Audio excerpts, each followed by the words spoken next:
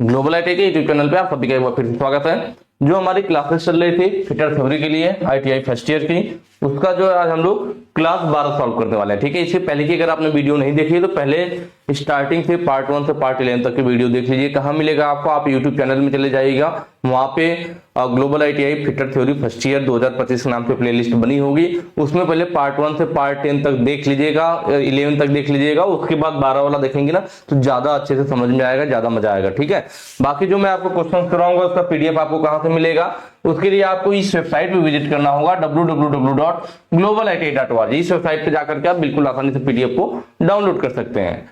आई बात समझ में? चलिए, पीडीएफ की बात हो गई, कैसे करना थोड़ा सा मैं आपको दिखा देता हूं। जैसे आप वेबसाइट ओपन करेंगे ना, होम पेज पे आपको निमी मॉक टेस्ट निमी क्वेश्चन पीडीएफ इस तरफ लिखा हुआ मिल जाएगा। आप अपने मोबाइल फोन के गूगल में ग्लोबल आईटीआई सर्च कीजिएगा। सर्च करेंगे पहली वेबसाइट मिलेगी globaliti.org के नाम से। इस पर आपको क्लिक करना है। क्लिक करेंगे, नया टैब इस तरह से ओपन होगा। हल्का सा नीचे को स्लाइड करेंगे, देखिए निमी मॉक टेस्ट निमी क्वेश्चन पीडीएफ दोनों ऑप्शन है ना। आपको पीडीएफ चाहिए, आप पीडीएफ वाले पे क्लिक कर लीजिए, नीचे को स्लाइड कीजिए। ठीक है, अब यहाँ पे देखिए 2-3 ऑप्शन, इलेक्ट्रिशियन का पीडीएफ चाहिए, फिटर का चाहिए, इलेक्ट्रॉनिक मैकेनिक का चाहिए, वर्कशॉप कैलकुलेशन एम्प्लॉयबिलिटी इसके लिए नहीं, फिटर का चाहिए, फिटर पे क्लिक कर लीजिए। ऐसा कुछ आता है तो बंद करें। ठीक है, नीचे देखिए 2 ऑप्शन, फर्स्ट ईयर और सेकंड ईयर। आप फर्स्ट ईयर के फर्स्ट ईयर पे क्लिक कर लीजिए, नीचे को स्लाइड कीजिए। अब सारा पीडीएफ आपको यहीं मिल जाएगा। देखिए यहाँ है ना, fitter theory first year PDF part 1 से पार्ट 10 में सभी पीडीएफ अपलोड है। बिल्कुल आसानी से आप यहाँ पे क्लिक करके डाउनलोड कर सकते हैं। और नीचे देखेंगे आप तो यहाँ पे प्रीवियस ईयर के क्वेश्चन भी अपलोड है पार्ट 1 से पार्ट 10 तक। इस पर भी क्लिक करके आप बिल्कुल आसानी से डाउनलोड कर सकते हैं। तो ये रही बात आपकी पीडीएफ डाउनलोड करने की।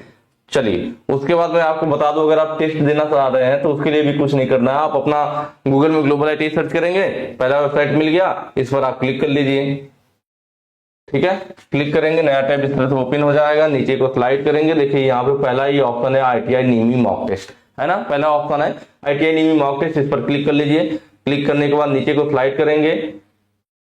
ठीक है, यहाँ देखिए अलग अलग पूछ रहा है, employability skill first year, employability skill second year, electrician first year second year, fitter theory first year second year. First year गया, फर्स्ट ईयर पे क्लिक कर लीजिए, नीचे स्लाइड कीजिए। अब यहाँ नीचे स्लाइड करते आपको मिल जाएगा fitter theory test 1, test 2, test 3, test 4, test 5, जो भी देना है बस उस पर आपको क्लिक कर लेना है। क्लिक करने के बाद अपना टिक कीजिए। ठीक है, टिक किया, नेक्स्ट किया। ठीक है, फिर यहाँ पे खोखली बेलनाकार टिक किया, नेक्स्ट किया। मतलब इस तरह से बस आपको टिक करते जाना है और नेक्स्ट करते जाना है। बड़ी आसानी से आप आगे बढ़ते जाओ, कोई दिक्कत की बात नहीं आएगा। ठीक है, देखिए बहुत आसान, बहुत सिंपल चलता है। तो इस तरह से बिल्कुल आसानी से आप टेस्ट दे सकते हैं, प्लस पीडीएफ को डाउनलोड कर सकते हैं। अब हम चलेंगे अपने क्वेश्चंस की तरफ। आज हमारा पहला क्वेश्चन है, स्टील का कितना कार्बन कंटेंट फोर्ज हो सकता है? ठीक है, देखिए फोर्जिंग से मतलब यहाँ पे ना किसी भी मेटल को गरम करके, मेटल को गरम करने के बाद उसको पीट करके उसकी आकृति, उसकी अवस्था बदलने को हम लोग क्या कहते हैं? फोर्जिंग कहते हैं। कभी भी जब मेटल पे गरम करके उस पर जो वर्क किया जाता है फोर्जिंग के अंतर्गत आता है। जैसे मेटल नॉर्मल है, उसको पीट करके मोड़ना आसान काम नहीं, उसे गर्म कर लेंगे, मेटल सॉफ्ट हो जाएगा, पीट करके उसे किसी भी आकृति में बदला जा सकता है। तो फोर्जिंग में क्या होता है ना कि जो कार्बन की मात्रा पूछ रहा है कि कितना कार्बन की, अगर किसी स्टील में कार्बन की मात्रा कितनी है जिसे हम आसानी से फोर्ज कर पाए, तो स्टील में जो कार्बन की परसेंटेज होती है ना, स्टील में जो कार्बन की परसेंटेज होती है वह 1.7% तक हो, तभी उसे फोर्ज किया जा सकता है। ठीक है, उससे ज्यादा होगा तो नहीं। अब आप पूछोगे ऐसा क्यों? क्योंकि आपको मालूम है जब स्टील में हमारी कार्बन की मात्रा जब ज्यादा होती है तो उसमें क्या होता है, 2% तक पहुंचने पे, देखिए 1.9% है, लगभग भी 2% के करीब हो गया है। जब स्टील में कार्बन की मात्रा 2% तक पहुंचती है ना तो ग्रेफाइट अवस्था में आ जाता है। जब भी हम लोग आयरन में कार्बन मिलाते हैं, जब वो 2% तक कार्बन की मात्रा पहुंचता है तो ग्रेफाइट अवस्था में आ जाता है। ग्रेफाइट अवस्था में आने पे वो क्या बना देता है भाई?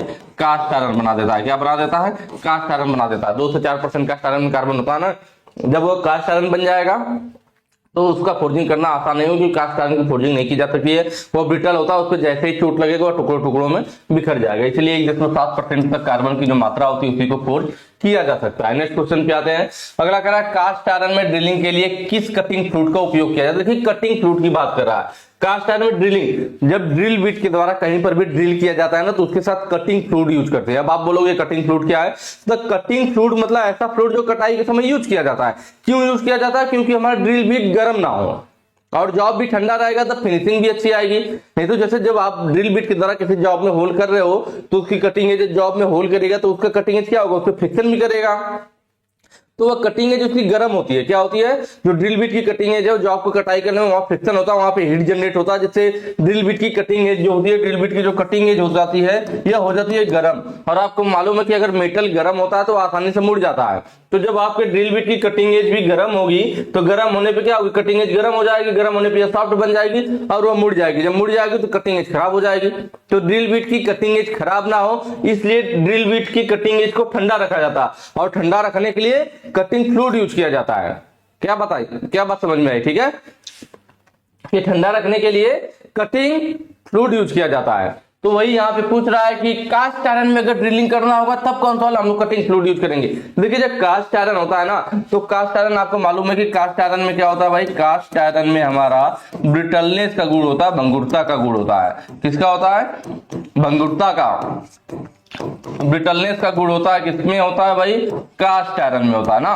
तो कास्ट आयरन में ब्रिटलनेस का गुण होता है भंगुरता का, इसलिए इसके जो चिप्स होते हैं वो बहुत छोटे छोटे कास्ट आयरन टुकड़े टुकड़ों में बिखर जाता है ना। तो जब भी कटाई करेंगे तो जो चिप्स निकलेगा छोटा छोटा टुकड़ा में, जो भी चिप्स निकलेगा वो छोटा छोटा टुकड़ा में क्या होगा? टूट जाएगा। जब छोटे छोटे टुकड़े में टूट जाएंगे तो अपने आप गिर जाएंगे, उसको हटाने की जरूरत ही नहीं पड़ेगी। या तो आप नॉर्मल हवा का प्रेशर मार दोगे, एयर जेट, तब भी क्या होगा? वह आपका चिप्स उड़ जाएगा। तो चिप्स ना उसके साथ रहेगा ना फ्रिक्शन करेगा। जबकि जैसे जो सॉफ्ट मटेरियल होता है ना उसके चिप्स लंबे बनते हैं। सॉफ्ट मटेरियल लगा तो ऐसे उसमें घुमावदार स्प्रिंग की तरह चिप्स लंबा बनता जाता है, वो जल्दी टूट के निकलता ही नहीं है। तो जब घुमावदार लंबा चिप्स बनता है तो वह ड्रिल बिट के साथ चिपका रहता है और उसमें फ्रिक्शन करता रहता है और ड्रिल बिट को गर्म करता रहता है।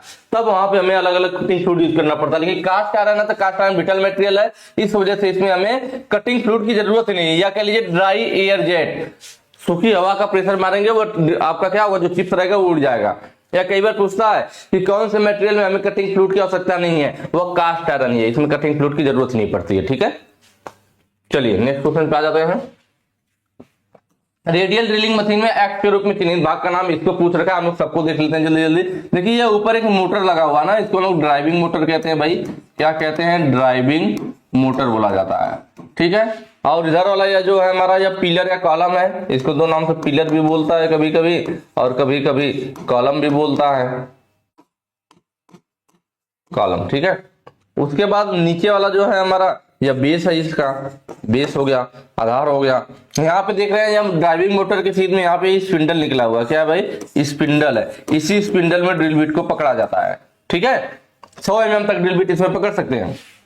इसको हम लोग रेडियल आर्म कहते हैं। क्या कहते हैं? रेडियल आर्म बोला जाता है।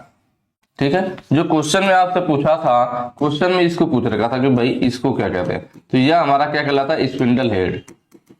स्पिंडल हेड, हालांकि ये सब चीजें मैं आपको पहले भी बता चुका हूं। स्पिंडल हेड है जो रेडियल आर्म पे आगे पीछे की गति कर सकता है, प्लस यह जो है हमारा रेडियल आर्म, यह इस पिलर पे 360 डिग्री घूम सकता है। ठीक है, यह 100 mm तक के ड्रिल व्यास को पकड़ 100 mm तक व्यास वाले ड्रिल बिट को पकड़ सकता है। यहाँ साइड में देख रहे हैं एक पाइप पतली सी आई हुई है, ये हमारा कूलेंट के लिए आया होता है, जिससे जब ड्रिल बिट कटाई करते हैं इसमें से कूलेंट गिरता रहता है और उसको मैंने बताया उसकी कटिंग एज को ठंडा रखेगा, और जॉब भी ठंडा रहेगा तो फिनिशिंग भी अच्छी आएगी। ये नीचे हमारा जो है ये वर्क टेबल है, देख रहे हैं ना, स्लॉट कटा हुआ। एक मैंने जॉब बता दिया था, ध्यान से देखिए, यहाँ पे स्लॉट कटा हुआ। स्लॉट इसलिए कटा जिससे इसमें जॉब को किसी वाइस में मशीन वाइस में पकड़ करके इस पे बांधा जा सके। तो ये वर्क टेबल है हमारा। क्या है? Work table. ठीक है, ऑप्शन देख लीजिए। यहाँ पे इसको पूछा था स्पिंडल हेड, ऑप्शन कौन सा भाई? ऑप्शन यहाँ पे डी, स्पिंडल हेड। स्पिंडल कौन सा है? स्पिंडल यहाँ पे है, ये स्पिंडल हेड की बात किया था, ये वाला ऑप्शन पूछा था। ठीक है, नेक्स्ट पे आ जाइए। अगला है हाई स्पीड स्टील जिसका व्यास 24 mm। देखिए यहाँ पे थोड़ा न्यूमेरिकल टाइप का है, थोड़ा सा मैं इसको छोटा करता हूं ना, जिससे मुझे जगह मिल सके इसको सॉल्व करने के लिए। ठीक है, दिख रहा है इतने पे? एक बार देख लेता हूं मैं। हाँ दिख रहा है, कोई दिक्कत नहीं है। ठीक है, क्वेश्चन में क्या कह रहा है भाई?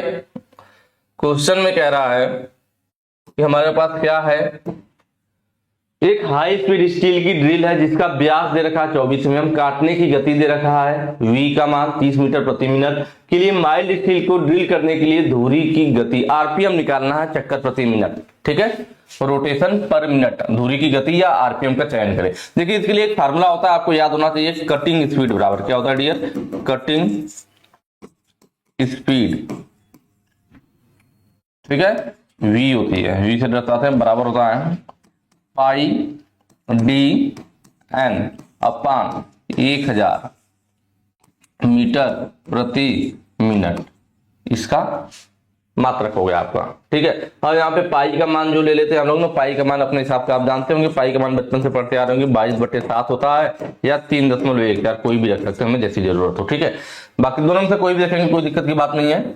और यहाँ पे देख लेते हैं, ये जो हमारे सामने डी है ना, डी क्या होता है, तो ये हमारा ड्रिल का व्यास होता है। क्या होता है, डी जो होता है ड्रिल का व्यास होता है, वो भी किस में होना चाहिए, हमारा mm में होना चाहिए। अगर mm में नहीं दिया होगा क्वेश्चन में तो mm में बदल लेंगे। व्यास होता है किस में होता है, mm में होता है।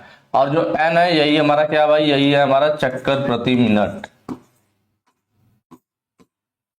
आरपीएम, चक्कर प्रति मिनट होता है। यही हमारा होता है क्या, धुरी की गति होती है, चक्कर प्रति मिनट में हम लोग लेते हैं। ठीक है, चक्कर प्रति मिनट। तो ये फार्मूला याद रहेगा तभी आप लोग काम कर पाओगे, बिना फार्मूले का आपका कुछ काम नहीं बनने वाला है। ठीक है, तो यहाँ पे आपने देखा एन हो गया हमारा कटिंग स्पीड, ये सारी चीज देखिए। यही हमारे यह नहीं पूछा था चक्कर प्रति मिनट आरपीएम, यही हमारा क्वेश्चन में पूछ रखा है ना, आरपीएम या चक्कर प्रति मिनट, यही हमारा एन है, इसी को हमें निकालना है। तो फार्मूले को हम लोग अपने इस हिसाब से चेंज कर ले जिसकी हमें जरूरत है ना। तो हमारा फार्मूला किस हिसाब से बदल जाएगा, यहाँ पे हो जाएगा, देखिए एन का वैल्यू हमें चाहिए तो 1000 वाले को इधर भेज सकते हैं, आइडिया एन बराबर क्या करें 1000 इधर भेज देंगे, जैसे एन बराबर हमारा क्या हो जाएगा, एन इज इक्वल टू 1000 और ये कटिंग स्पीड हुई v इंटू 1000 है ना, ये दोनों एक साइड आ गया, और बट्टे में क्या आ जाएगा पाई डी। ये हमारा फार्मूला बन गया क्योंकि हमें एन का मान निकालना है। तुमने इस हिसाब से इसको चेंज कर लिया। अब क्वेश्चन में देख लिया हमें क्या क्या दिया हुआ, उसको लिख लिया जाए भाई, क्या क्या दिया हुआ है हमारे पास। तो क्वेश्चन में हमें दे रखा है क्या, ड्रिल का व्यास दे रखा है, मतलब डी की वैल्यू दे रखी है, कितनी दे रखी है 24 mm, 24 mm दे रखी है, कोई दिक्कत नहीं है। और v दे रखा है, v का मान भी दे रखा है कितना 30 मीटर प्रति मिनट, इतना दे रखा है। बस इसको वैल्यू यहाँ पे रख लिया जाए, काम बन जाएगा आपका फार्मूले में। तो हमारा n इज इक्वल टू क्या हो जाएगा dear, n is equal to हो जाएगा v की वैल्यू कितनी है 30 है, 30 हम रख लेंगे इंटू 1000 है, 1000 लिख लीजिए। ठीक है, अपान पाई का मान 22/7 या 3.1 क्या रख लीजिए, 22/7 ले लेते हैं, दशमलव का झंझट खत्म करते हैं, इंटू डी का मान कितना, डी का मान 24 दे रखा है, 24 रख लिया। मैंने बोला था ना कि ड्रिल का व्यास mm में होना चाहिए, और यहाँ भी mm में दिया हुआ, कोई दिक्कत नहीं है। कटिंग स्पीड मीटर प्रति मिनट में होना चाहिए, यहाँ भी मीटर प्रति मिनट में, कोई दिक्कत नहीं। अगर ये व्यास mm में ना देकर किसी और यूनिट में दिया होता तो हमें उसे mm में बदलना पड़ता। ठीक है, चलिए अब इसको सॉल्व कर लेते हैं।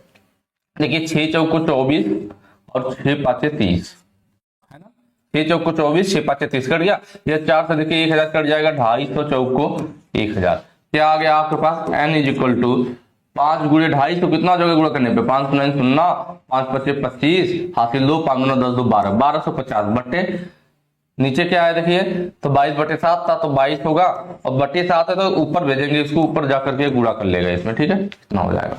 ठीक है, यहाँ देखिए 2 से काट लेते हैं, 2 से कटेगा 11 दूना 22, 2 11 से 22, और 2 6 12, 2 दूना 4, 2 5 10, यही होगा ना, 625 1250। ठीक है, अब यहाँ पे आपके पास क्या बच गया भाई, 7 गुणे 625 अपान 11, इन दोनों का गुणा कर लीजिए।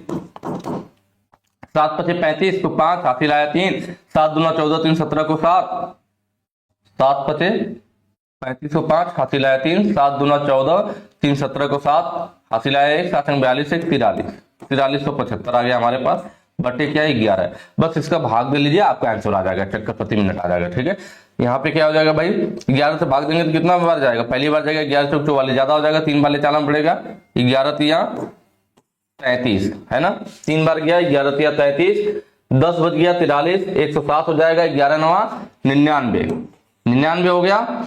ठीक है, 107 का 99 8 बच गया 85 हो जाएगा, 11 8 88 ज्यादा हो जाएगा ना, 11 7 77 हो गया, तो फिर 3 और 5 उधर बच गया ना, फिर 3 बच गया और 5 उधर 8 बच गया, दशमलव लगाएंगे 80 हो जाएगा, फिर 11 से 77, इस तरह से आगे बढ़ता जाएगा, 397.7 के आगे बढ़ता जाएगा। इसके करीब में देख लीजिए कौन सा है, तो 397.7 के करीब में सबसे कौन है, तो 397.7 के सबसे करीब 400 आरपीएम है ना, कौन सा वाला है, 400 आरपीएम है। तो इसको हम सही कर लेंगे, ठीक है, जो उसके करीब में, देखिए 450 तो बहुत ज्यादा हो गया, 300 काफी कम हो गया, 397.7 है, तो थोड़ा सा ही तो जरूरत है हमें 2.3 की, तो उसके करीब कौन है, 400 आरपीएम है, तो 400 आरपीएम आप सही कर लोगे। बाकी तरीका यही है, सेम टू सेम इसी तरीके से आपको क्वेश्चन को सॉल्व करना है। नेक्स्ट पे आ जाते हैं। अगला क्वेश्चन कह रहा है, छेद में रिविट डालने के बाद प्लेटों को निकट लाने के लिए किसका उपयोग किया जाता है। दरअसल जब हमारा दो सीट होती है ना, दो प्लेट जिनको जोड़ना है, एक प्लेट ये होगी एक प्लेट ये होगी, तो इसमें रिविट मान लीजिए हमने डाल दिया, रिविट डाल दिया हमने, यहाँ पे क्या डाल दिया भाई, इसमें रिविट डाल दिया, तो देख रहे हैं यहाँ दोनों प्लेट के बीच में थोड़ा सा गैप रह गया, तो वही कह रहा है कि हम लोग जो रिविट डाल देंगे प्लेट के बीच में, तो ये दोनों प्लेट बिल्कुल आपस में चिपक जाए, इनमें गैप ना रहे, क्योंकि अगर गैप रहेगा और इसी जगह आपने हेड बना दिया इसका, तो क्या होगा, इन दोनों प्लेट के बीच में गैप रह जाएगा, गैप रह जाएगा तो उतना अच्छा ज्वाइंट नहीं बनेगा। तो हम लोग क्या करते हैं, रिविट डालने के बाद पहले इन दोनों प्लेट को आपस में एक दूसरे के नजदीक लाते हैं, बिल्कुल चिपकाते हैं, जिससे इनके बीच में गैप ना रहे। तो यही पूछ रहा है कि कैसे इन दोनों प्लेट को बिल्कुल एक दूसरे के नजदीक लाएंगे जिससे इसमें गैप ना रहे। तो नजदीक लाने के लिए हम लोग क्या करते हैं, वही आपसे पूछ रहा है, ठीक है। चलिए देखते हैं क्या क्या है भाई। पहला ऑप्शन है ड्रिफ्ट। ड्रिफ्ट क्या होता है, तो यह जो आप फिगर देख रहे हैं ना, यह हमारा ड्रिफ्ट का, यह क्या होता है, तो दो प्लेटों के होल को अलाइन करने के लिए, इसका जो होता है ना 8 डिग्री 19 मिनट का इसका एंगल होता है, कितना होता है, 8 डिग्री 19 मिनट का ड्रिफ्ट का एंगल होता है, माइल्ड स्टील का जनरली बना होता है। तो यह एंगल होता है, मतलब टेपर में बनाया जाता है, ऐसे सीधा देख रहे हैं ना, ऊपर इसका डाया ज्यादा है, नीचे कम है, नीचे का डाया देखिए, ऊपर का डाया देखिए, क्या है, टेपर में बनाया जाता है, मतलब इस तरह से ये टेपर में होता है हमारे पास ड्रिफ्ट, ठीक है। तो क्या होता है, जब दो प्लेटें होती है ना, मान लीजिए एक प्लेट यह हो गई, इसका होल यहां है, दूसरी प्लेट भी आपने इसके नीचे रख रखी है, ठीक है, यार दूसरी प्लेट हमारी इसके नीचे है, इसका होल मान लीजिए यहां है, तो दोनों होल एक दूसरे के छेद में नहीं है, तो हमारा ड्रिफ्ट क्या आगे टेपर है। आगे टेपर वाला हिस्सा इसलिए होता है कि जैसे अब जब इसमें आप डालोगे तो ड्रिफ्ट का क्या होगा, पतला वाला हिस्सा यहाँ पे थोड़ा सा आ जाएगा, फिर जैसे जैसे आप ठोकते जाओगे तो ये प्लेट को खींच करके दोनों होल को क्या करेगा, अलाइन कर देगा, एक छेद में ला देगा, तभी तो रिविट सही से लगेगी। तो यही होता है, दो प्लेटों के होल को एक दूसरे के छेद में लाने के लिए, अलाइन करने के लिए हम लोग ड्रिफ्ट यूज करते हैं, ठीक है। डॉली क्या होता है, देखिए रिविट सेट है, डॉली है, तो यह जो है हमारा ना, इस वाले फिगर में आपको डॉली दिखेगा, इस वाले में, ठीक है। यह जो नीचे है, जैसे रिविट हेड है ना और रिविट स्नैप है, दोनों देखेंगे तो समझ, देखिए रिविट सेट, सॉरी स्नैप नहीं, यहाँ पे सेट है। रिविट स्नैप जो होता है रिविट का हेड बनाने के लिए यूज किया जाता है, अभी आगे क्वेश्चन में आगे तो बताऊंगा। रिविट सेट की बात कर रहा हूं, तो यही जो हमारे पास है क्या है, रिविट सेट है, ठीक है। अगर इसके बात करें फिगर की ना, जो मैं लाइन खींच रहा हूं ना, यह देखिएगा, यही रिविट सेट का फिगर है, इसके अंदर रिविट चली गई है, लेकिन रिविट सेट जो मैं लाइन खींच रहा हूँ ये हमारा रिविट सेट है। जो रेड लाइन आपको दिख रही है ना, यह हमारा डायग्राम है किसका, रिविट सेट का, ठीक है। ये डायग्राम रिविट सेट का, यह रिविट है, रिविट का टेल इसके अंदर गया हुआ है, यह रिविट हमारे सेट का डायग्राम हो गया, ठीक है। और नीचे इसके डॉली, दोनों का फिगर एक ही में है, डॉली का भी फिगर मैं आपको दिखा देता हूं। यह जो नीचे है ना, ये डॉली का देखिए डायग्राम, जो मैं ब्लू कलर से खींच रहा हूं, ये ब्लू कलर वाला जितना लाइन होगा ना, ये डॉली का, देखिए ये वाला जो आकृति है डॉली का है। तो ऊपर क्या हो गया हमारा, रिविट सेट हो गया, और नीचे हमारा यह डॉली हो गई। तो देखिए रिविट सेट में इस तरह से होल बना होता है, इससे क्या फायदा होता है कि जो हमारा, मैंने बोला दो प्लेट है, दो प्लेट में मैंने रिविट डाल दिया, अब रिविट का जो टेल है, यह जो हमारा रिविट सेट के अंदर इस तरह से खाचा कटा टेल इसके अंदर चला गया, और जब आप इस पे हैमर से चोट लगाओगे तो जो रिविट सेट है, रिविट सेट का यह वाला हिस्सा और यह वाला हिस्सा, ये दोनों हिस्सा क्या करेंगे, इस प्लेट पे दबाव डालेंगे ना, क्योंकि ये टेल तो इसके अंदर चला गया। जब आप हैमर से इस पे चोट लगाओगे तो ये दोनों हिस्सा इस प्लेट को दबाएंगे, दोनों प्लेट को एक दूसरे के नजदीक लाने का काम करेंगे। इसका मतलब जो रिविट सेट होता है, यह दोनों प्लेटों को नजदीक लाने का काम करता है। तो यहाँ पे ऑप्शन सी सही हो जाएगा भाई, दो प्लेटों को नजदीक लाने के लिए रिविट सेट यूज करते हैं। रिविट को डालने के बाद दोनों प्लेट को नजदीक लाना रिविट सेट का काम होता है, और सही से उन प्लेटों को सेट कर देगा, ठीक है। डॉली क्या करेगा, तो देखिए जब हम लोग इन दोनों को एक दूसरे के नजदीक ला रहे थे, प्लेटों को नजदीक ला रहे थे, या जब इस साइड हम लोग हेड बनाते हैं, रिविट के दूसरी साइड पे जब टेल के साइड जब हेड बनाया जाता है तो हम इस पे चोट लगाते हैं। तो अगर आपकी ये जो हेड है या नॉर्मल जगह पे रखा रहेगा, हेड हमारा नॉर्मल जगह पे रखा रहेगा, भाई आप नीचे डॉली का सपोर्ट नहीं दोगे, कोई प्लेन हिसाब सपोर्ट दोगे, तो जब आप चोट लगाओगे तो इसका हेड खराब होगा, रिविट का हेड खराब होगा। तो रिविट के हेड को खराब होने से बचाने के लिए देखिए डॉली में भी रिविट के हेड का आकृति बना दिया गया, जिससे रिविट का हेड इसके अंदर चला जाए और जब हम चोट लगाए तो रिविट का हेड खराब ना। तो मतलब डॉली रिविट के हेड को सपोर्ट प्रदान करता है, उससे खराब होने से बचाता है। आई बात समझ में। उसके बाद थोड़ा सा यह रह गया, इसको भी देख लीजिए। यह हमारा क्या है भाई, यह है हमारा कॉकिंग टूल। क्या है? Caulking tool. इसके भी देख रहे हैं यह टूल है कॉकिंग वाला, यह जो दोनों देखिए डॉट डॉट के द्वारा दिखाया गया, यह हमारा कॉकिंग टूल है। आगे देख रहे हैं इसमें भी ऐसे एज टाइप की कटिंग एज टाइप की बन रही है, लेकिन कॉकिंग टूल का जो कटिंग एज होता है ना वो ब्लंट होता है। इसका आगे जो जैसे चीजेल होती है कटिंग एज, उसी तरह इसमें भी, लेकिन इसका कटिंग एज ब्लंट होता है। 80 डिग्री पे कटिंग एज होती है, लेकिन वो ब्लंट होता है। ब्लंट मतलब कुंद होता है, क्योंकि इससे हमें कटाई नहीं करनी है। इसका यूज किया जाता है जो कॉकिंग टूल है, इसका यूज किया जाता है रिविट के हेड को प्लेट से मिलाने के लिए या एक प्लेट के किनारे को दूसरे प्लेट से मिलाने के लिए। किसका यूज करते हैं? कॉकिंग टूल का यूज करते हैं। आई बात समझ में। इसकी कटिंग एज ब्लंट होती है। एक और होता है हमारे पास, जैसे कॉकिंग टूल है ना, ऐसे ही हमारे पास एक होता है फुलरिंग टूल। क्या होता है डियर? फुलरिंग टूल। एक हमारे पास फुलरिंग टूल भी होता है।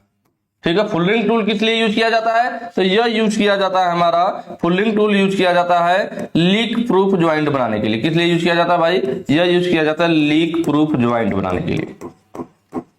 जहां पे हमें ऐसा ज्वाइंट बनाना हो जो लीक ना करे, तो लीक प्रूफ ज्वाइंट बनाने के लिए फुलरिंग टूल यूज किया जाता है। तो ध्यान दीजिएगा, दोनों इसी टाइप से। कॉकिंग टूल है, यह रिविट की हेड को प्लेट से मिलाना या प्लेट के किनारे को प्लेट से मिलाना हो तो कॉकिंग टूल, लेकिन जब हमें लीक प्रूफ ज्वाइंट बनाना है तो फुलरिंग टूल। फुलरिंग टूल भी इसी टाइप से होता है, लेकिन फर्क क्या है?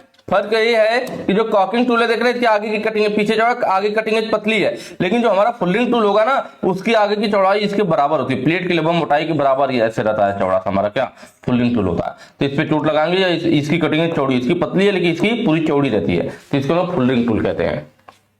चलिए नेक्स्ट क्वेश्चन पे आ जाते हैं। अगला कह रहा है बेंट स्निप का उपयोग क्या है। देखिए हमारे पास जो होता है स्निप जो होता है हमारा दो टाइप का होता है, स्ट्रेट स्निप और बेंट स्निप। यह जो आपको फिगर दिख रहा है ना, यह स्ट्रेट स्निप का फिगर है। किसका है भाई? यह स्ट्रेट स्निप का फिगर है। दो टाइप का स्निप होता है हमारे पास, शीट मेटल को काटने के लिए हम लोग इसका यूज करते हैं। एक होता है स्ट्रेट स्निप और यह जो फिगर आप देख रहे हैं यह है हमारे पास डियर बेंट स्निप। क्या? Bent snip. अरे यार बेंट स्निप। ठीक है, दोनों में फर्क दिख रहा है कि इसकी एज देखिए बिल्कुल सीधा है स्ट्रेट स्निप, इसकी एज जैसे कटाई करने वाला घुमा हुआ है, मुड़ा हुआ है, तो बेंट स्निप। यूज हमें मेन जानना है यूज क्या होता है, जो कि जो बेंट स्निप होता है ना, इसका यूज किया जाता है वक्राकार कटाई के लिए। अगर कहीं पे कर्व कटाई या वक्राकार कटाई कहीं, वक्राकार कटाई कैसे होगी आप बताओगे? बेंट स्निप से होगी। या बोल दे दूसरा कि आंतरिक वक्राकार कटाई किससे होगी? आंतरिक, ध्यान दीजिएगा आंतरिक बोलना चाहिए।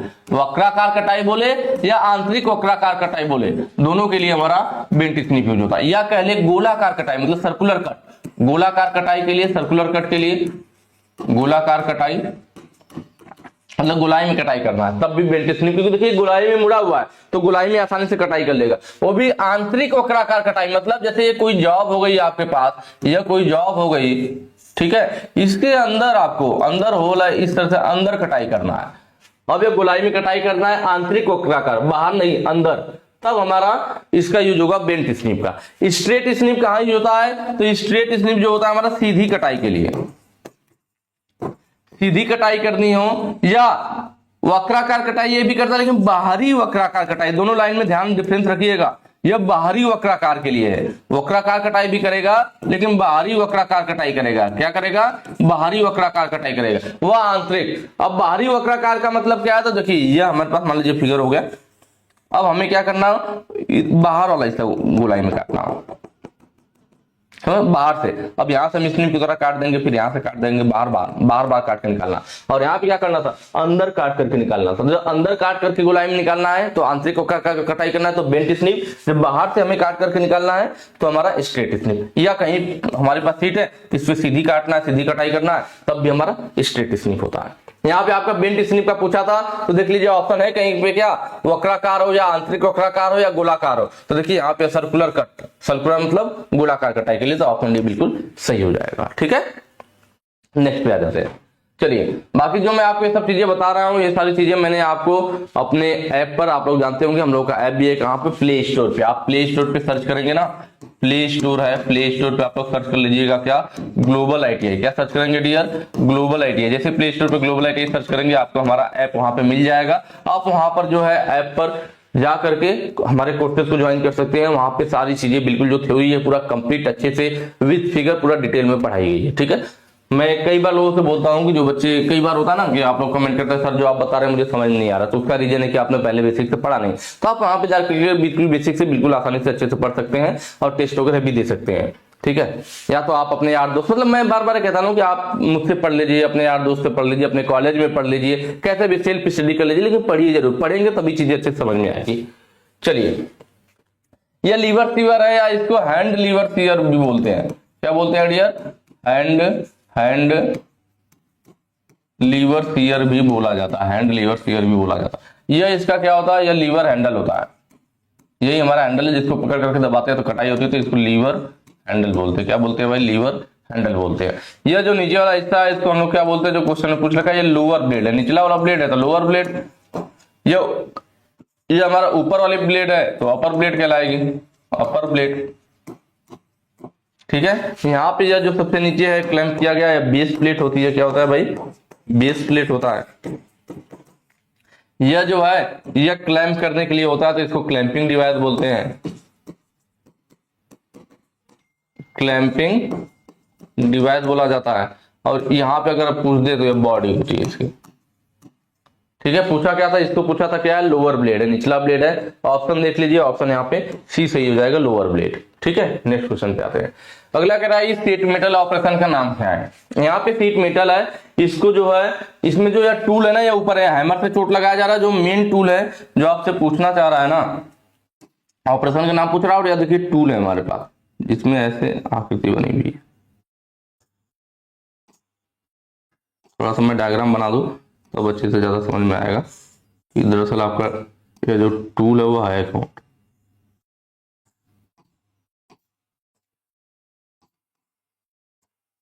ठीक है। यह हमारा देखिए जो फिगर में बनाया यह टूल है इस तरह से। इस टूल को हम लोग क्या बोलते हैं ना, तो इस टूल को बोला जाता है ग्रूवर। इस टूल का जो नाम है ग्रूवर है। यह काम क्या करता है, तो दो सीटों को जोड़ना। क्या करता है, दो सीटों को जोड़ना, मतलब जो सिम ज्वाइंट बनता है, मान लीजिए आपके पास एक सीट है इस तरह से, दूसरी सीट को आपने इसमें मोड़ करके ऐसे डाल दिया, ठीक है। दो सीटें होंगे, समझ में आया ना। एक सीट ऐसे थी, दोनों को जोड़ के अब इस ज्वाइंट को, जैसे अब ये लूज है, एक सीट के आगे की साइड से मोड़ दिया, दूसरे को ऐसे मोड़ के आपस में फंसा दिया, तो ये जो ज्वाइंट बनता है सिम ज्वाइंट है। देखिए अभी क्या है, लूज है, ये बाहर निकल जाएगा, या क्या होगा, बाहर निकल जाएगा। तो ये बाहर ना निकले, ये ज्वाइंट लॉक हो जाए, इसके लिए देख रहे हैं यहाँ पे ज्वाइंट दिख रहा है, उसी टाइप से ज्वाइंट बना हुआ। इसी पे क्या करते हैं, ये ग्रूवर टूल होता है, ग्रूवर टूल को रख करके हैमर से चोट लगाते हैं तो वही ज्वाइंट को टाइटली दबा देता है। जब दबा देता है तो ये ज्वाइंट आपस में दब के अच्छे से लॉक हो जाते हैं। इस प्रक्रिया को ग्रूवर के द्वारा किया जाता है और जो प्रोसेस होता है उसको ग्रूविंग बोलते हैं। क्या बोलते हैं डियर, ग्रूविंग बोलते हैं, ठीक है। ये जो हमारी सीट थी इस तरह से थी ना,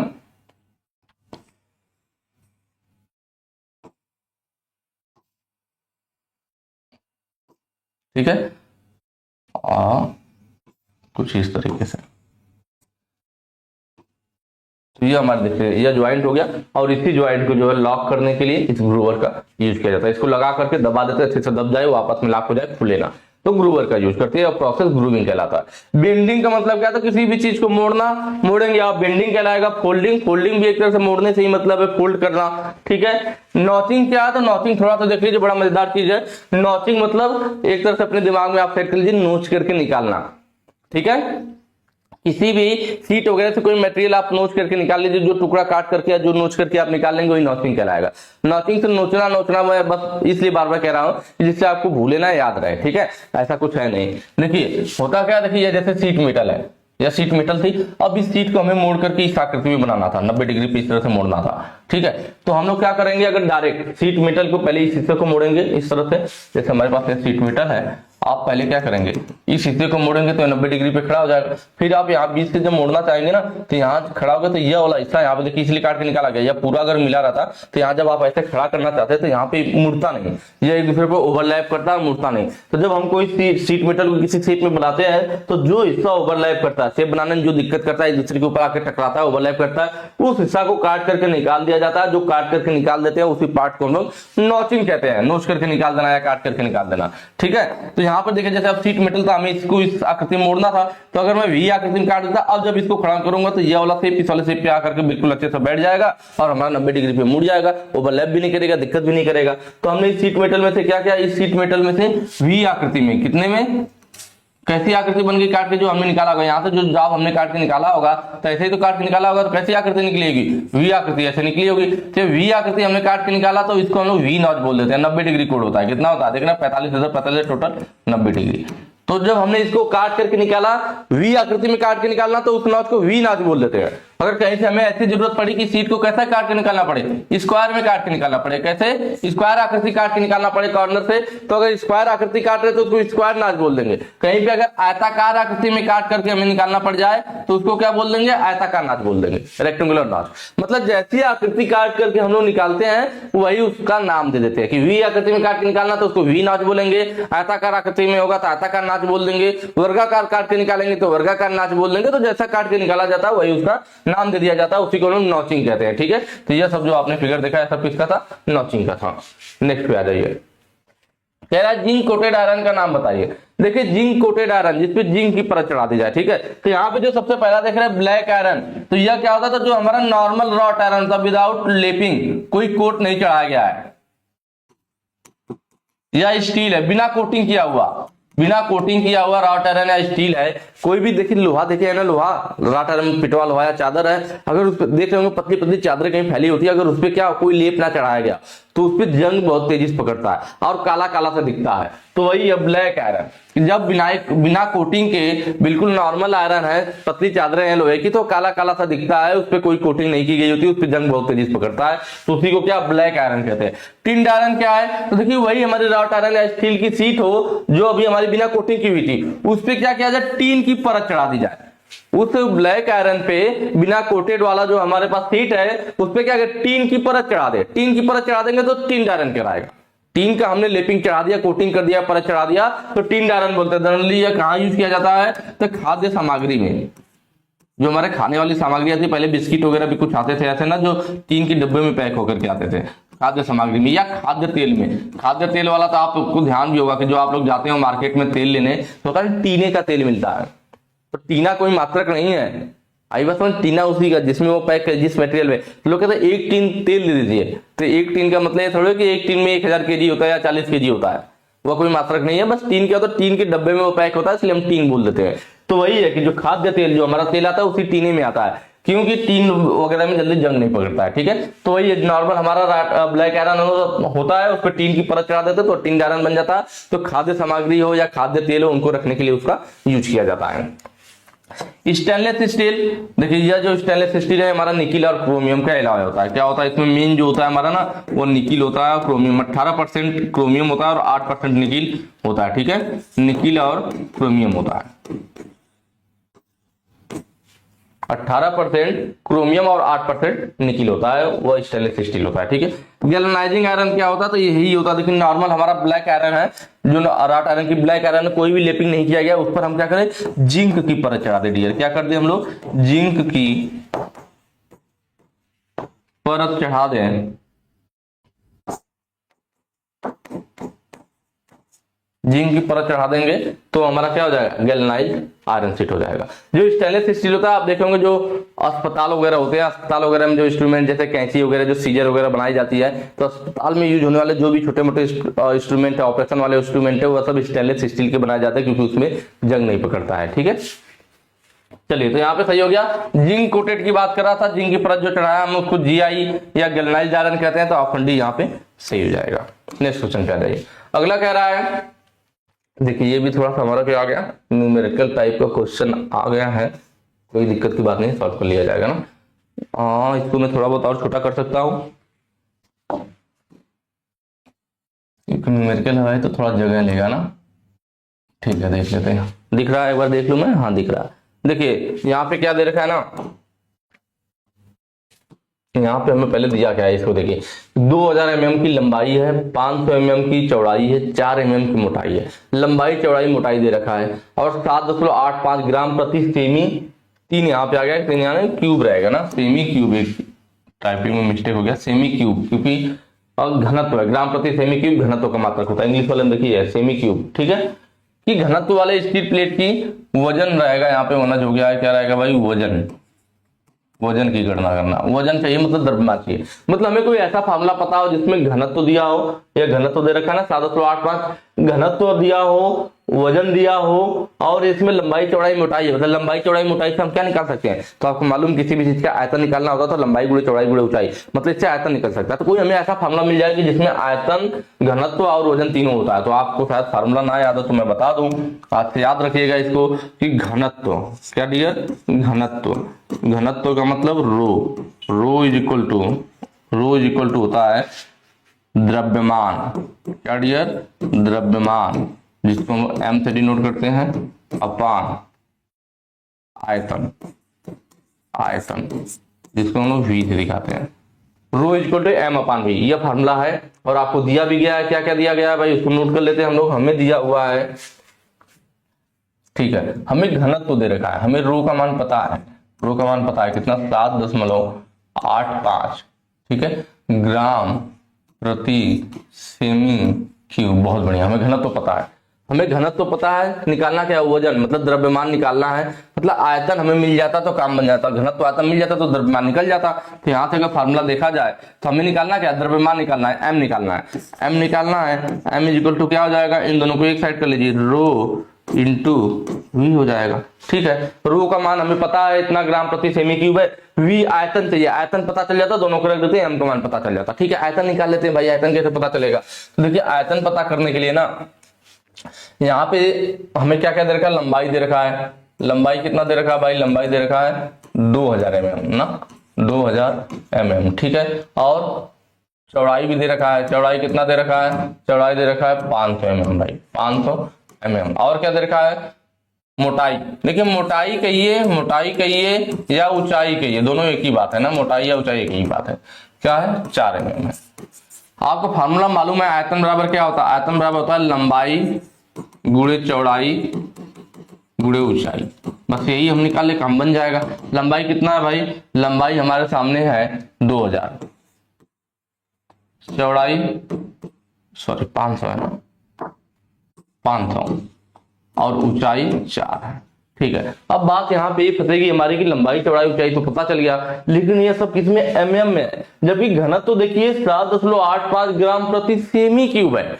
तो कभी भी मैंने बताया न्यूमेरिकल सॉल्व करते समय हमारा जो वहां पे मात्रक होता है, यूनिट होता है, वो सभी एक ही में होना चाहिए। जैसे वह सेमी में दे रखा है ना, इतना ग्राम प्रति सेमी क्यूब, अगर वह सेमी में तो यह सब भी सेमी में होना चाहिए, या तो यह एमएम में तो उसको भी एमएम में होना चाहिए। तो अब आपको किसी एक को बदलना पड़ेगा जिससे सब यूनिट सेम में आ जाए। तो या तो आप इसको एमएम सेमी से एमएम बदल दीजिए तो सब एमएम में हो जाएंगे, या तो आप इनको सेमी में बदल दीजिए तो सब सेमी में हो जाएंगे। तो कोई एक काम करना पड़ेगा, चलिए हम लोग सेमी में बदल देते। तो आपको मालूम होगा कि 1 सेंटीमीटर में 10 mm होता है भाई, 1 सेंटीमीटर में 10 mm होता है। हमें mm को सेंटीमीटर में बदलना, तो mm की जगह सेमी लिखना होगा तो क्या लिखेंगे, तो 1 mm बराबर आपका क्या हो जाएगा, 1/10 सेमी हो जाएगा, यही ना।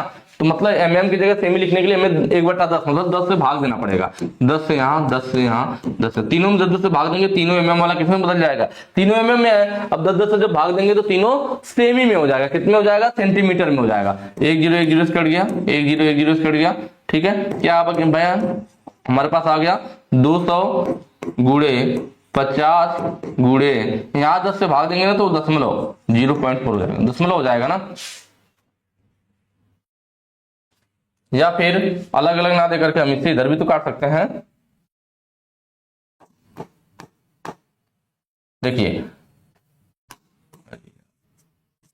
ठीक है, देखिए ये इस वाले से इस वाले को काट दीजिए, इसमें नहीं करना, ठीक है। अब क्या बचा हमारे पास 200 गुणे 5 गुणे 4 ना बचा ना। अब इसका गुणा कर लीजिए, 200 पचे 1000 और 1000 चौको 4000, कितना आ जाएगा, गुणा करके देख लीजिएगा 4000 आ गया। अब सब सेमी में हमने बदल दिया, 4000 सेमी क्यूब, ठीक है, तो ये v का मान आ गया। बस अब इसी को सॉल्व कर लीजिए, आपका आंसर है, कोई दिक्कत की बात ही नहीं है। सॉल्व कर लेते हैं, रख लिया जाए यहाँ पे। रो का मान कितना है 7.85 इंटू वी का मान कितना भाई 4000 है, 4000 है, कोई दिक्कत की बात नहीं।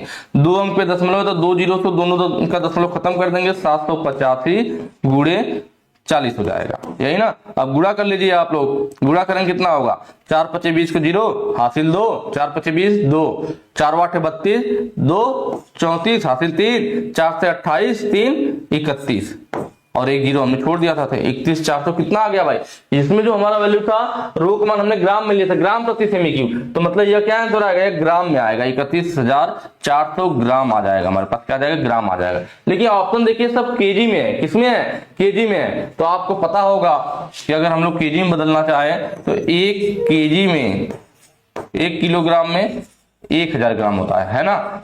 लेकिन हमें क्या करना, ग्राम को केजी में बदलना, मतलब ग्राम की जगह क्या लिख सकते हैं, तो 1 ग्राम बराबर अगर आप लिखना चाहो तो 1/1000 केजी लिख सकते हैं, यही ना, 1/1000 केजी लिख सकते हैं। ग्राम की जगह अगर केजी लिखना है तो बस उसी को लिख दीजिए, आपका आंसर आ जाएगा। इधर लिखते हैं, ठीक है, क्या हो जाएगा, अब यहाँ पे 31,400 था, 31,400, ग्राम की जगह केजी लिखना है तो हमें क्या लिखना पड़ेगा, 1/1000 लिखना पड़ेगा, तब यह बदल जाएगा केजी में। अब देखिए 1000 है, यह 2 जीरो से 2 जीरो कट गया, अब बचा क्या 314, m की वैल्यू आ रही है 314/10। आपको मालूम है 1 जीरो है तो 1 अंक पे दशमलव लग जाएगा, 31.4 kg, ठीक है। आंसर देख लीजिए अब आप लोग, ऑप्शन कौन सा हो जाए भाई, ऑप्शन यहाँ पे बी से जाएगा 31.4 kg, ठीक है, बिल्कुल आसान है, बस फार्मूला याद रहेगा, चीजों को ध्यान देंगे, क्या दिया है क्या नहीं दिया है, आसानी से हो जाएगा।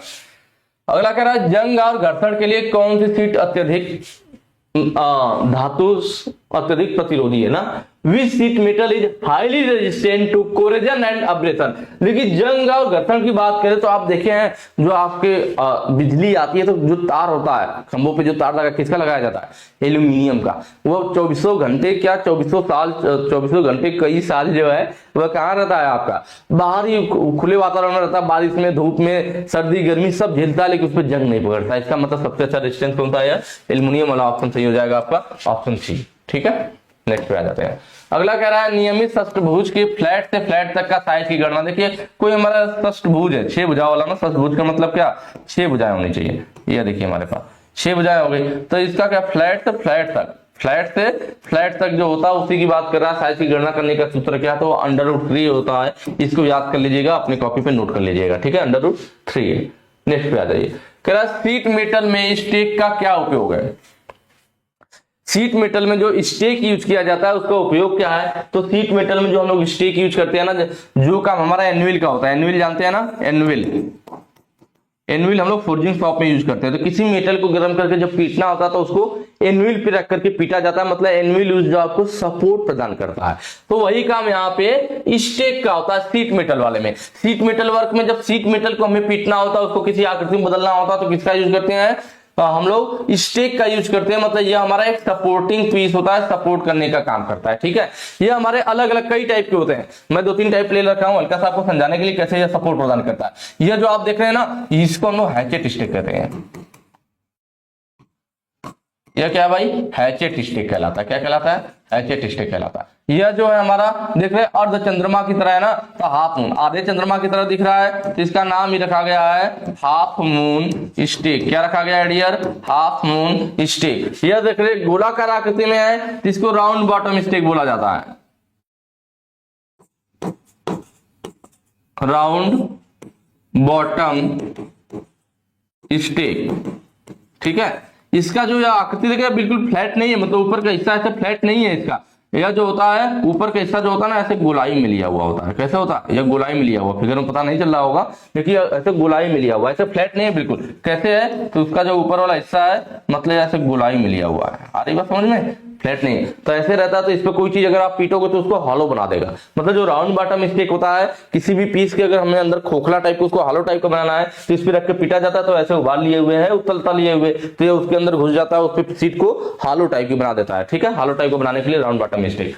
ये जो हाफ मून स्टेक है, अगर किसी चीज सीट को हमें ऐसे वक्राकार आकृति में मोड़ना हो और गुलाबी में मोड़ना तो हाफ मून स्टेक। ठीक है, किसी स्टेक में शार्प बेंड, किसी हमें सीट में किसी सीट को शार्प बेंड करना है, सीट से धार वाला मोड़ पे मोड़ना, मतलब यहाँ पे देख रहे हैं ये पूरा सीधे 90 डिग्री मुड़ जाएगा। सीट यहाँ रखेंगे, पीछे को मारेंगे, सीधे शार्प बेंड।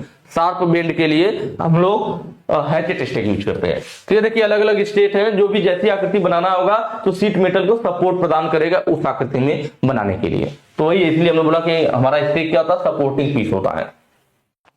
नेक्स्ट पे आ जाइए, अगला कह रहा है सोल्डर की सामग्री क्या। देखिए जो हमारी सोल्डर होती है ना डियर, सोल्डर जो होता है हमारा, देखिए सोल्डर कह रहा है, ध्यान दीजिए सोल्डर सामग्री क्या है। अगर आपके दिमाग में सोल्डर बोलता है ना तो हमारे दिमाग में तुरंत सोल्डरिंग मशीन आ जाती है जिससे हम लोग सोल्डरिंग करते हैं। दरअसल उसको सोल्डर नहीं कहते हैं, उसको सोल्डर आयरन बोलते हैं, जिससे सोल्डर किया जाता है। जब वो सोल्डरिंग आयरन बोलेगा तब वो सोल्डर कहलाएगा। और हम लोग जनरली क्या करते हैं कि जब सोल्डर बोला जाता है तो हमारे दिमाग में तुरंत आ जाता है कि जिससे सोल्डर किया जाता है उसको सोल्डर कहते हैं। नहीं, उसका नाम लेना होगा तो उसको सोल्डरिंग आयरन बोलना पड़ेगा। अगर वो सिर्फ सोल्डर कह रहा है, सिर्फ सोल्डर कहने का मतलब वो उस रांगा की बात कर रहा है जो आप लोग नहीं होता महिंसा तार होता है जिससे पिघल करके जिससे आप लोग तार जोड़ते हो, उसको सोल्डर बोला जाता है। जो पिघल करके तार को जोड़ता है, जो पतला सा तार टाइप होता है जिससे हम लोग पिघला करके सोल्डर से तार को जोड़ते हैं, वह जो होता है हमारा सोल्डर होता है। सिर्फ सोल्डर कर रहा है मतलब यह उस तार की बात कर रहा है जो पिघल करके जोड़ेगा उसको। सोल्डरिंग आयरन बोलेगा तब उसका बात होगा जो सोल्डर कर रहा है, गर्म हो रहा है। ठीक है, इस बात का ध्यान रखिएगा। तो जो हमारा सोल्डर होता है ना, दो टाइप है, सॉफ्ट सोल्डर, हार्ड सोल्डर। सिर्फ सोल्डर का है तो इसका मतलब वो सॉफ्ट सोल्डर की बात कर रहा है। हार्ड सोल्डर की बात तब करेगा जब वो हार्ड सोल्डर बोलेगा। अगर सिर्फ सोल्डर बोल रहा है, सॉफ्ट सोल्डर बोले या सिर्फ सोल्डर बोले, दोनों एक ही बात है। सोल्डर बोलेगा मतलब सॉफ्ट सोल्डर की बात हो रही है। और सॉफ्ट सोल्डर जो होता है हमारा टीन प्लस लेड को मिलाकर के बनाया जाता है। किसको डियर? टीन प्लस लेड को। जबकि हार्ड सोल्डर अगर बोल देता ना, क्या बोल देता? Hard solder. तो जो हमारा हार्ड सोल्डर होता है वो कॉपर प्लस जिंक को मिलाकर के बनाया जाता है। ठीक है, ये सिर्फ सोल्डर बात किया, मतलब सॉफ्ट सोल्डर की बात कर रहा है। वो कौन से मटेरियल का बना होगा? टीन और लेड का बना होगा। ठीक है, किसका बना होगा? टीन और लेड का बना होगा। कभी कभी जरूरत के हिसाब से हमें ऐसी जगह जरूरत पड़ती है ना, जैसे हमें किचन उचन में काम करना है तो लेड हमारा जहरीला होता है, खतरनाक होता है, तो ऐसी जगहों पे हम लोग लेड का यूज ना करके सिर्फ टीन का भी यूज कर लेते हैं। कहीं पे किचन वगैरह में ऐसी जगहों पे हमें कुछ ऐसा काम करना है तो हम लोग लेड का यूज नहीं करते, सिर्फ टीन का भी सोल्डर का यूज करते हैं। जो पतला वाला तार होता है मैंने बताया, उसी वायर को हम लोग क्या कहते हैं, जिसको आप लोग रांगा के नाम से जानते हो, वही हमारा सोल्डर है। और वह टीन प्लस लेड का बना होता है। सॉफ्ट सोल्डर जो होता है सोल्डर होता है, या कभी कभी बस टीन का भी यूज कर लेते हैं। तो इसीलिए यहाँ पे ऑप्शन कौन सा सही हो जाएगा भाई कि हमारा टीन जो होता है प्योर मेटल, कभी कभी टीन का यूज कर लेते हैं तो प्योर मेटल या एलॉय। टीन और लेड दो धातु को मिलाकर के बनाया जा रहा है तो यह एलॉय कहलाएगा, मिश्रण कहलाएगा। तो ऑप्शन सी सही हो जाएगा, जो हमारा सोल्डर बना होता है वो प्योर मेटल या एलॉय का बनाया जाता है। नेक्स्ट पे आ जाइए, अगला क्वेश्चन कह रहा है स्टील की सोल्डरिंग के लिए किस फ्लक्स का उपयोग किया जाता है। देखिए स्टील की सोल्डरिंग की बात कर रहा है, तो स्टील की सोल्डरिंग के लिए किस फ्लक्स का यूज करते हैं? फ्लक्स हमारा यूज किया जाता है सोल्डरिंग करते समय ना, जिससे बाहरी वातावरण से उस जोड़ की सुरक्षा किया जा सके, प्लस जो उसकी गंदगी उसको भी साफ कर सके। तो हमारा जो फ्लक्स है यह बहुत मेन रोल निभाता है सोल्डरिंग करते समय। वेल्डिंग में भी फ्लक्स यूज किया जाता है। ठीक है, तो जो हमारा फ्लक्स है, पहले मैं थोड़ा सा आपको बता दूं कि ये दो टाइप में बांटा गया था। किसमें? कोरोजिव और नॉन कोरोजिव। यह दोनों आपको दिख रहे हैं ना, यह दोनों हमारे किसके अंतर्गत है? तो यह दोनों जो है हमारे कोरोजिव फ्लक्स है। कोरोजिव फ्लक्स, या इसी को हम लोग इनऑर्गेनिक फ्लक्स भी बोलते हैं। इनऑर्गेनिक फ्लक्स भी बोला जाता है। और नीचे के जो दोनों आपको दिख रहे हैं ना, यह दोनों जो है हमारे, यह दोनों जो है ये नॉन कोरोजिव फ्लक्स इसको बोलते हैं। क्या बोलते हैं डियर? नॉन कोरोजिव फ्लक्स बोलते हैं। नॉन कोरोजिव फ्लक्स या ऑर्गेनिक फ्लक्स बोल देते हैं। देखिए कोरोजिव का मतलब आप लोग जानते होंगे जंग लगना। तो फर्क क्या, जो कोरोजिव फ्लक्स होता है इसको जब हम कहीं पे यूज करते हैं तो सोल्डरिंग करने के बाद इस फ्लक्स को वहां से साफ करना या धोना जरूरी होता है। अगर यह फ्लक्स हमारा उस जॉब पे लगा रह गया तो उस पर जंग पकड़ लेगा, क्योंकि ये कोरोजिव फ्लक्स है, इससे जंग पकड़ता है। कोरोजन का मतलब जंग पकड़ना। और जो नॉन कोरोजिव फ्लक्स होता है, अगर इसको हम लोग सोल्डरिंग करते समय यूज कर रहे हैं तो अगर यह बाद में आप सोल्डरिंग करने के बाद इसको जॉब की सरफेस से नहीं भी हटाते हो तब भी कोई दिक्कत नहीं है, जंग वगैरह पकड़ने की संभावना नहीं रहेगी, क्योंकि यह नॉन कोरोजिव फ्लक्स होता है। ठीक है। तो ये जो हमारा कोरोजिव फ्लक्स है ये मेन 4 टाइप है, अमोनियम क्लोराइड, जिंक क्लोराइड, ठीक है। ये मान लीजिए आपका पहला हो गया अमोनियम क्लोराइड, दूसरा हो गया जिंक क्लोराइड, ठीक है। तीसरा जो होता है हमारे पास ना हाइड्रोक्लोरिक एसिड, हाइड्रोक्लोरिक एसिड होता है, और इसको हम म्यूरिएटिक एसिड के नाम से भी जानते हैं। किसके नाम से? म्यूरिएटिक एसिड के नाम से भी जाना जाता है। यह जो हाइड्रोक्लोरिक एसिड होता है, और यह किसके लिए यूज किया जाता है? जीआई सीट के लिए। जीआई सीट की सोल्डरिंग के लिए हम लोग यूज करते हैं हाइड्रोक्लोरिक एसिड वाला। और जो चौथा हमारे पास है ना डियर, जो चौथा है हमारे पास, वह हमारे पास क्या है? तो चौथा जो होता है फास्फोरिक एसिड, फास्फोरिक एसिड होता है जो हमारा स्टेनलेस स्टील के लिए स्पेशली पूछता है, या आपके कॉम्पिटिटिव एग्जाम में भी आया हुआ क्वेश्चन है कि स्टेनलेस स्टील की सोल्डरिंग के लिए किसका यूज करते हैं, कौन से फ्लक्स का यूज करते हैं? तो स्टेनलेस स्टील की सोल्डरिंग के लिए हम लोग फास्फोरिक एसिड वाला फ्लक्स यूज करते हैं। तो ये जो चारों हो गया, पहला, दूसरा, तीसरा, चौथा, यह चारों हमारे कोरोजिव फ्लक्स है। क्या है डियर? कोरोजिव फ्लक्स है। यह दोनों को आपको तो मैंने बता ही दिया, इन दोनों का देख लेते हैं। अमोनियम क्लोराइड को आपको याद करना तो CIS के नाम से याद रख लीजिए। किसके नाम से? CIS के नाम से। कि CIS के लिए यूज किया जाता है। CIS मतलब C से हमारा क्या हो जाएगा? कॉपर, I से हमारा जो हो जाएगा आयरन, और S से हमारा क्या हो जाएगा? स्टील हो जाएगा। मतलब अमोनियम क्लोराइड जो होता है हमारा किसके लिए यूज किया जाता है? CIS मतलब कॉपर की शीट की हमें करना हो, किसका करना हो? कॉपर का शीट का हमें करना हो सोल्डरिंग, या फिर आयरन की शीट हो, आयरन की शीट हो, या फिर स्टील हो। अगर इन तीनों का CIS कॉपर, आयरन, स्टील, अगर इनका हमें सोल्डरिंग करना है तो अमोनियम क्लोराइड। और जबकि वहीं पे बात करें हम लोग, वहीं पे हम लोग बात करें जिंक क्लोराइड की, किसकी बात करें? जो जिंक क्लोराइड की, तो इसको आप याद रख सकते हैं CBT के नाम से। किसके नाम से? CBT। मतलब जब हमें कॉपर की सोल्डरिंग करनी है, या ब्रास की शीट की करनी है, ब्रास की शीट की सोल्डरिंग करनी है, या फिर देखिए C से कॉपर, B से ब्रास, या फिर T से टीन, T से टीन की चादर की हमें सोल्डरिंग करनी है, शीट की करनी है, तो इसके लिए हम लोग जिंक क्लोराइड यूज करते हैं। जिंक क्लोराइड को हम लोग एक और नाम से जानते हैं भाई, इसको भी जरा ध्यान रखिएगा। जिंक क्लोराइड को हम लोग किल्ड स्प्रिट के नाम से भी जानते हैं। जिंक क्लोराइड को हम लोग किल्ड स्प्रिट के नाम से भी जानते हैं। किसके नाम से? Killed spirit. यह भी आपके कॉम्पिटिटिव एग्जाम में पूछा हुआ क्वेश्चन कि जिंक क्लोराइड को किल्ड स्प्रिट के नाम से भी जाना जाता है। यहाँ पे क्या पूछा था? स्टील की सोल्डरिंग के लिए किस फ्लक्स का उपयोग किया जाता है? तो स्टील किसमें है? देखिए कॉपर, आयरन की शीट और स्टील। स्टील हमारा इसी वाले में है, मतलब ऑप्शन ए सही हो जाएगा, अमोनियम क्लोराइड का यूज किया जाता है। ठीक है, बाकी जो है हम लोग, एक सेकेंड रुकिएगा जरा सा, ठीक है। देखिए उसके बाद ये मैंने आपको कोरोजिव वाला बता दिया। फिर है नॉन कोरोजिव। नॉन कोरोजिव में रेजिन और पेस्ट। ये जो रेजिन होता है ना, हम लोग इसको रेजिन वाले को बिरोजा के नाम से भी जानते हैं। रेजिन को बिरोजा के नाम से भी जाना जाता है। किसके नाम से डियर? बिरोजा के नाम से भी जाना जाता है। यह जो होता है हमारा बिरोजा के नाम से जाना जाता है। और यह रेजिन, और यह जो होता है हमारा ना विद्युत के, बिजली के कामों के लिए यूज किया जाता है। किसके लिए यूज किया जाता है? बिजली के कामों में यूज किया जाता है ना, बिजली के कामों में, या ब्रास और पीतल। किसके लिए? पीतल के लिए।